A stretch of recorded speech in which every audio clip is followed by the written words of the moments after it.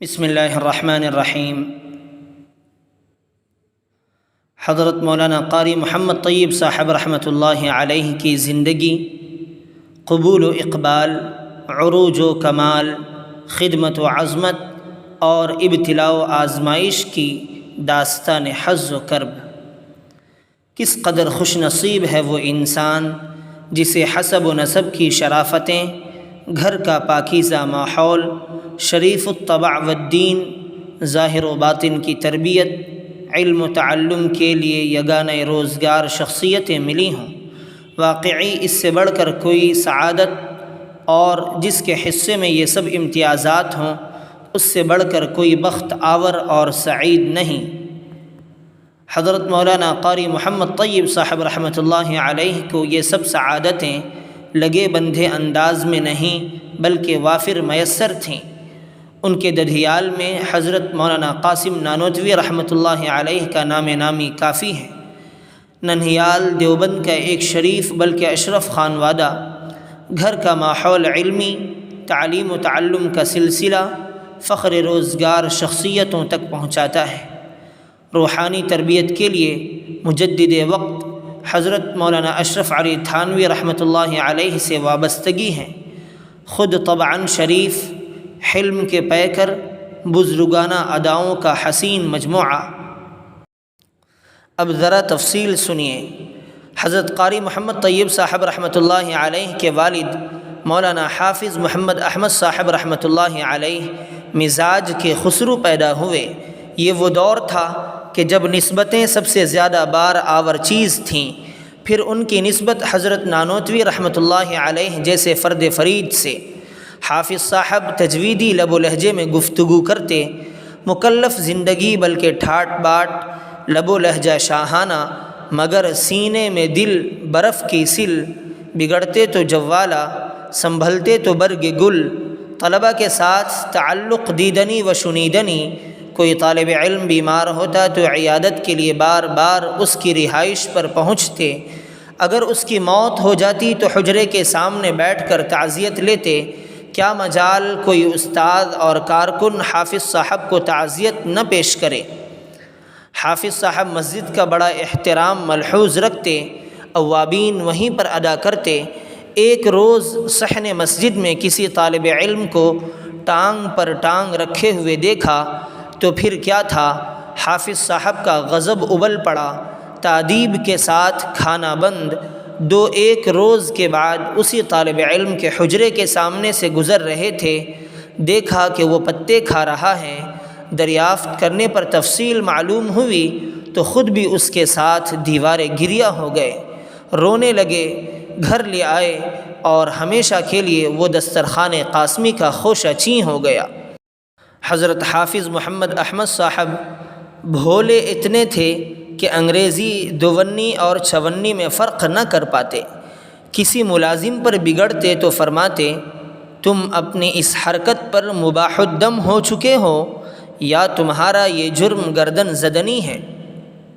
حضرت قاری محمد طیب صاحب رحمۃ اللہ علیہ کی والدہ مرحومہ حیا کا مجموعہ تھیں، چہرے پر معصومیت، گفتگو معصوم بچوں کی طرح، بلکہ محسوس ہوتا کہ بات چیت میں محتاط ہیں۔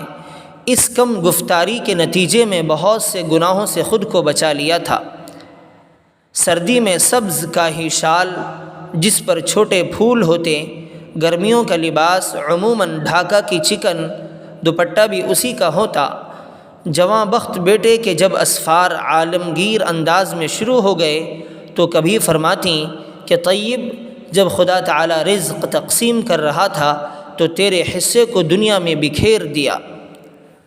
حضرت قاری محمد طیب صاحب رحمۃ اللہ علیہ کی والدہ ہمارے یہاں عموماً تشریف فرما ہوتیں، خصوصاً میرے برادر بزرگوار جناب مولانا سید اظہر شاہ قیصر رحمۃ اللہ علیہ کی شادی جب رامپور ہوئی تو چند روز ہمارے یہاں مسلسل قیام رہا۔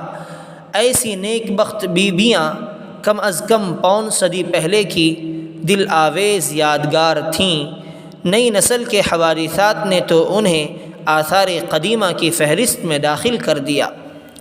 اس قدر معصوم کہ ایک قریبی دوست نے 100 روپے کا وہ نوٹ جس سے بچے کھیلتے ہیں امانت کے طور پر ان کے پاس رکھوا دیا اور حسب ضرورت وہ اس میں سے لیتا رہا۔ ایک دن اماں بھی اسی روپے کو دے کر کسی خادم سے بازار سے کچھ منگوانے لگیں تو راز کھلا کہ یہ سب جعل و فریب اور دھوکہ تھا، غرضے کہ نیکی و شرافت، معصومیت و محبوبیت حضرت قاری محمد طیب صاحب رحمۃ اللہ علیہ کے حصے میں دونوں جانب سے آئی۔ شعور نے آنکھ کھولی تو یہ عہد دارالعلوم کا خیر القرون تھا۔ حضرت مولانا رشید احمد صاحب گنگوہی رحمۃ اللہ علیہ کی بینائی جاتی رہی تھی، تاہم حیات سے تھے۔ بارہا اپنے سینے بے کینہ بلکہ معرفت و عرفان کے گنجینے سے حضرت محتمم صاحب رحمۃ اللہ علیہ کو مس کیا۔ شیخ الہند رحمۃ اللہ علیہ کا دست شفقت آپ کے سر پر رہا۔ علامہ شبیر احمد عثمانی حضرت علامہ ابراہیم بلیاوی رحمۃ اللہ علیہ سے ابتدائی استفادہ کیا۔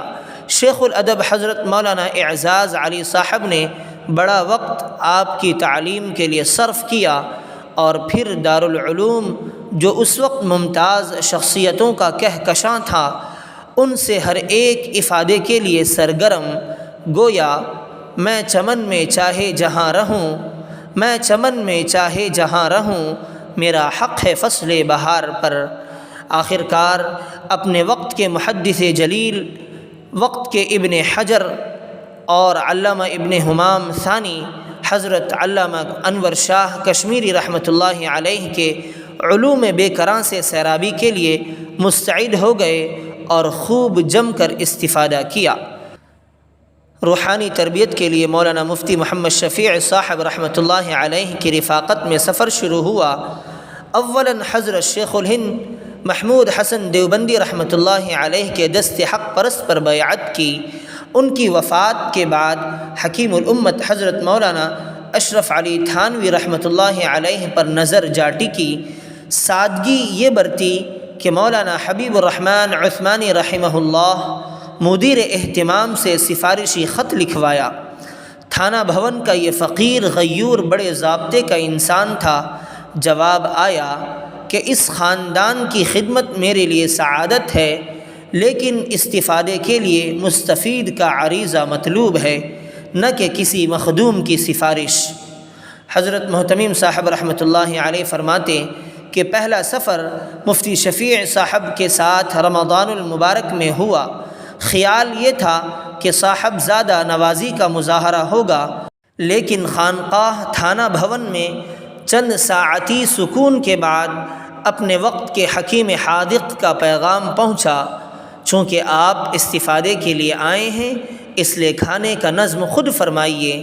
تبرعاً یہ بھی بتاتا ہوں کہ یہاں خانقاہ میں 6 پیسے کے عوض صبح و شام کا کھانا میسر ہے، جس کی تفصیل کھانے کے علاوہ ایک چراغ، سرسوں کا تیل اور اس میں فتیلہ بھی ہے۔ دیوبند میں محتمم صاحب رحمۃ اللہ علیہ کا معمول تراویح کے بعد چائے، بے تکلف احباب، بدلہ سنجی وغیرہ تھا۔ تھانہ بھون میں بھی اسی معمول کو نبھانا چاہا۔ خلیفہ اعجاز صاحب نے حکیم وقت کے کانوں تک یہ بات پہنچائی۔ فرمایا کہ براہ راست تو خطاب نہ کیا جائے، لیکن آج اگر یہ حادثہ پیش آئے تو حجرے کے سامنے بآواز بلند اعلان ہو کہ خانقاہ کا معمول تراویح کے بعد ذکر و فکر ہے، نہ کہ مجلس آرائی۔ مربی نے انتباہ میں رعایت ملحوظ کی تو مستفید بھی ہوش مند و دانا تھے، اس لیے اس لطیف تنبیہ پر معمول بدل گیا۔ حضرت قاری محمد طیب صاحب مرحوم پر تحمل، حلم، تواضع اور نبوی اخلاق کا ایسا غلبہ تھا کہ ان مواقع پر بھی تہدید و وعید تو درکنار، واجبی تنبیہ سے بھی گریز کرتے جہاں انتباہ، نظم و انتظام کا ضروری حصہ ہے۔ چنانچہ ایک بار دارالعلوم کے ایک اہم شعبے میں خرد و برد کا حادثہ پیش آیا۔ محتمم صاحب نے کمیٹی تشکیل دی، تحقیقات شروع ہو گئیں۔ میں اس زمانے میں ناظم مجلس تعلیمی تھا۔ میرے زبردست اصرار پر کہ کمیٹیوں سے کچھ بھی نہیں ہوگا، آپ براہ راست محاسبہ فرمائیں۔ بڑی رد و قدح کے بعد تیار ہوئے اور اس شان سے کہ مجرموں کے سامنے خود سب سے بڑے مجرم بن گئے، سر بجیب، آنکھیں بند اور نرم و گداز لہجہ، امانت و دیانت کے اہتمام پر ایک دل پذیر وعظ فرمایا۔ حضرت قاری صاحب سمجھ رہے تھے کہ مخاطب کے پاس گوش حق ہے اور یہ وعظ کام کر جائے گا، حالانکہ لاتوں کے بھوت باتوں سے کب مانتے ہیں، یا بقول اقبال پھول کی پتی سے کٹ سکتا ہے ہیرے کا جگر، پھول کی پتی سے کٹ سکتا ہے ہیرے کا جگر، مرد ناداں پر کلام نرم و نازک بے اثر۔ عمر بھر اس جبریہ کارروائی پر حضرت قاری صاحب خود غایت حیا سے پسینے میں شرابور ہو گئے۔ مجرمین سامنے سے ہٹے تو مجھ سے فرمایا کہ مولوی انظر شاہ، تم نے مجھ سے بہت سخت کام لیا۔ ہمیشہ فرماتے کہ بھائی کام ضابطے سے زیادہ رابطے سے لینا چاہیے۔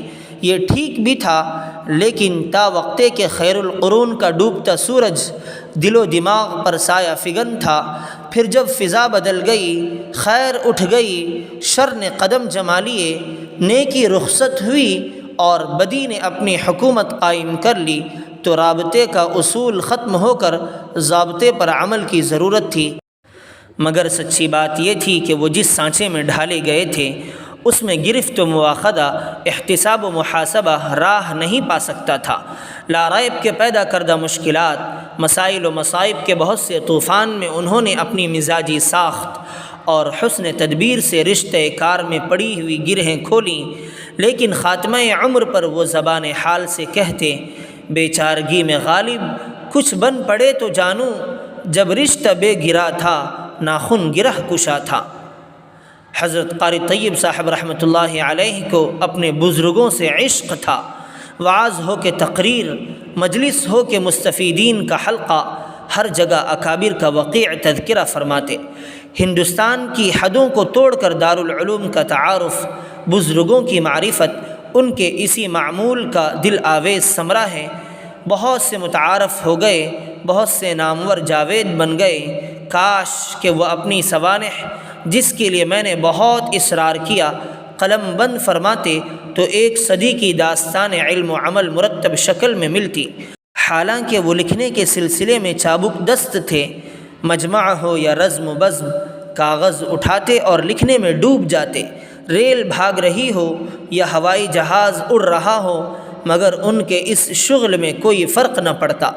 پھر خدا جانے وہ اپنی سوانح کی تالیف سے کیوں گریز کرتے رہے۔ علماء نے لکھا ہے کہ ایمان کھل کر ظاہر پر آ جائے تو اسلام ہے، اور اسلام سرایت کرتے ہوئے باطن پر ذو فگن ہو جائے تو ایمان ہے۔ اسی طرح نفاست ان کی فطرت میں کوٹ کوٹ کر بھری ہوئی تھی۔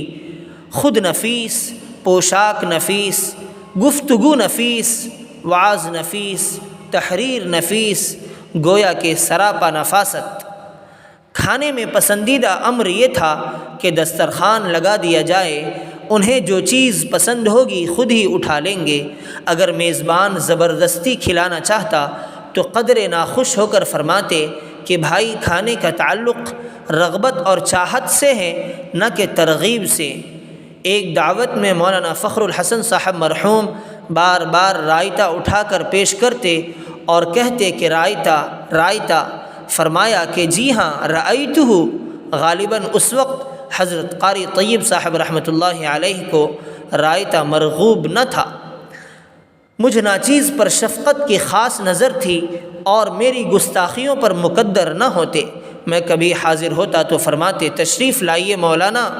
خود ہی ایک بار فرمایا کہ بھائی تمہیں مولانا کہتے ہوئے تکلف ہوتا ہے، جی چاہتا ہے کہ جیسے میں سالم کہتا ہوں اسی طرح تمہیں بھی انظر کہوں۔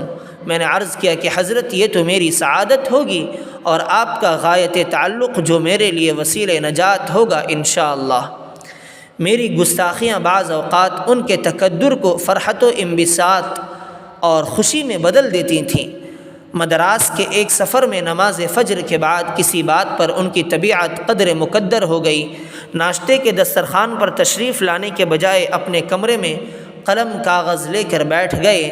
معمولاً تفریح سے لوٹا تو ان کے کمرے کے باہر یہ منظر دیکھا کہ مدراس کے بہت سے رئیس سہمے ہوئے کھڑے ہیں، معلوم ہوا کہ حضرت ناشتے کے لیے تشریف نہیں لا رہے ہیں اور تحریری شغل میں منہمک ہیں۔